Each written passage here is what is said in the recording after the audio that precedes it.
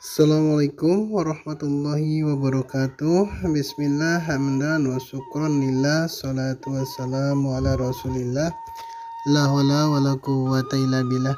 Sahabat sejati yang Allah muliakan, teriring doa dan salam, semoga hingga kesempatan kali ini kita senantiasa dalam keadaan sehat walafiat dan tidak kurang satu apa. Amin amin ya rabbal alamin. Sahabat sejati tentu tahu atau mengenal yang namanya buah mengkudu. Di Cirebon disebutnya buah pace. Di daerah lain mungkin sebutannya beda, tapi saya yakin bahwa sebagian besar kita tahu apa yang namanya buah mengkudu. Buah yang pohonnya biasanya tumbuh liar di kebun, di pinggir-pinggir parit dan lain sebagainya, dengan bau yang menyengat, aroma yang menyengat, sehingga kemudian banyak orang yang tidak menyukai aroma buah ini. Ketika masak pun banyak buahnya berceceran jatuh ke tanah tanpa ada yang peduli.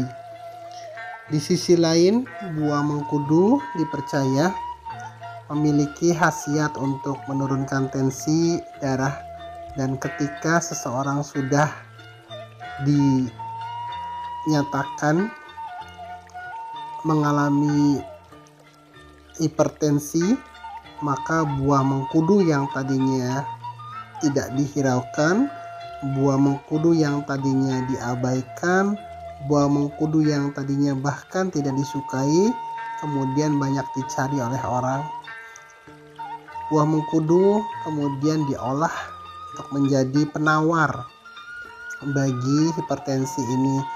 Meskipun baunya tidak sedap, meskipun rasanya tidak enak, tapi demi kesehatan banyak orang yang minum rebusan mengkudu atau jusnya, meskipun mungkin harus dengan menutup hidung.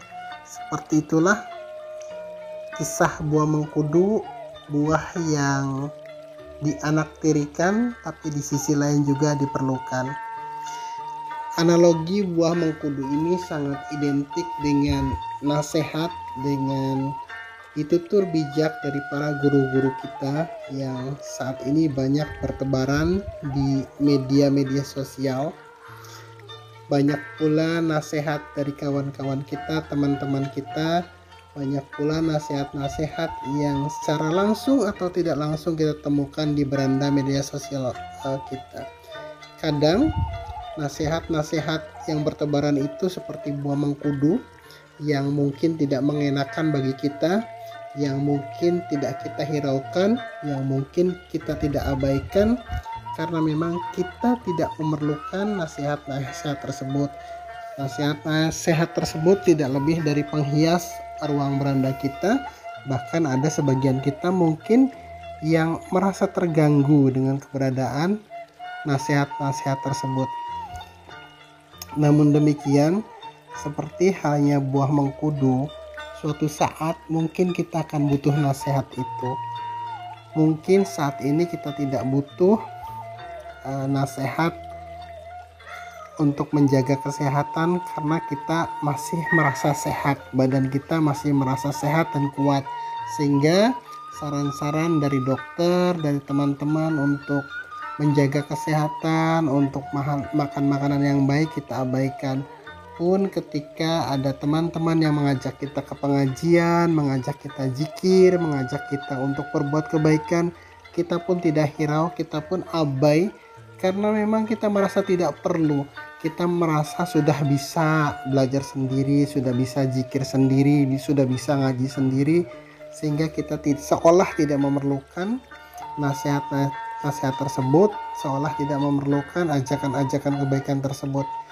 Tapi yakinlah bahwa suatu saat kita akan sangat merindukan nasihat-nasihat tersebut.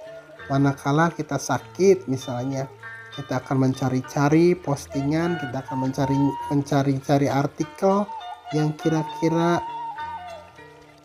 memberikan informasi kepada kita apa yang harus kita perbuat, obatnya apa, dan lain sebagainya. Pun ketika hati kita gelisah, misalnya kita akan mencari-cari artikel tentang zikir, artikel-artikel tentang ketenangan hati, artikel-artikel yang bisa menenangkan hati kita, begitu seterusnya. Dan seperti itulah umumnya kita, bahwa kita hanya aware, hanya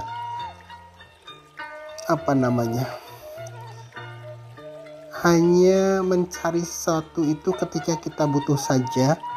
Seperti tadi yang saya sampaikan di awal, seperti buah mengkudu yang dibenci dalam tanda kutip tapi dicari pada saat orang-orang membutuhkannya. Nasihat pun nasibnya seperti itu. Nasihat sebaik apapun kadang-kadang justru terasa pahit bagi orang yang menerimanya.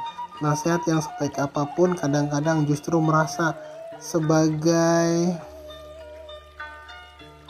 kata-kata yang menusuk di telinga kita, di hati kita. Nasihat yang baik kadang-kadang justru seolah-olah meledek kita dan lain sebagainya.